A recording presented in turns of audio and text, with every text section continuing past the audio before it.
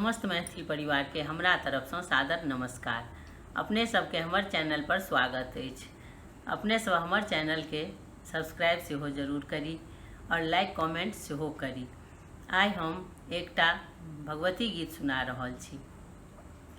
आउ लाउ चरण के पखारि दै छी, आउ लाउ चरण के पखारि दै छी, अहाँके आबैले मैया हकार दै छी।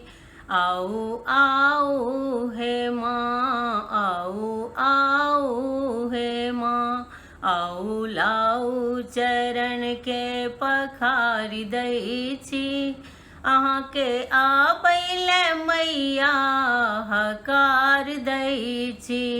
आउ आउ हे माँ, आउ आउ हे माँ, पुत्र बिलटल के अहाँ बसा दियौ माँ, पुत्र बिलटल के अहाँ बसा दियौ माँ। पाप अर्जन केलहुँ हम बहुत जग में, पाप अर्जन केलहुँ हम बहुत जग में। मैया आबी के, मैया आबी के अहाँ उद्धार करियौ, अहाँके आबैले मैया हकार दै छी।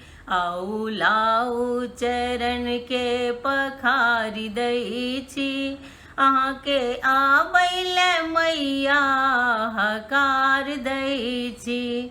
आउ आउ हे माँ, आउ आउ हे माँ, पुत्र बहुतो कुपुत्रो छै एहि जग में, पुत्र बहुतो कुपुत्रो छै एहि जग में।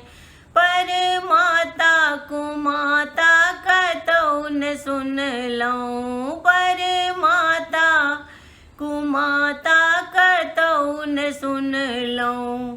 पुत्र जखनहि बजाबै, पुत्र जखनहि बजाबै माँ आबि जेबै, अहाँके आबैले मैया हकार दै छी। आउ लाउ चरण के पखारि दै छी, अहाँके आबैले मैया हकार दै छी। आउ आउ हे माँ, आउ आउ हे माँ, अहि काली के रूप, अहि दुर्गा के रूप, अहि काली के रूप, अहि दुर्गा के रूप। लक्ष्मी चंडिका ओ मृडानी स्वरूप, लक्ष्मी चंडिका ओ मृडानी स्वरूप। पुत्र चिंता में डूबल, पुत्र चिंता में डूबल उबारि दियौ माँ, अहाँके आबैले मैया हकार दै छी। आउ लाउ चरण के पखारि दै छी, अहाँके आबैले मैया हकार दै छी। आउ आउ हे माँ, आउ आउ हे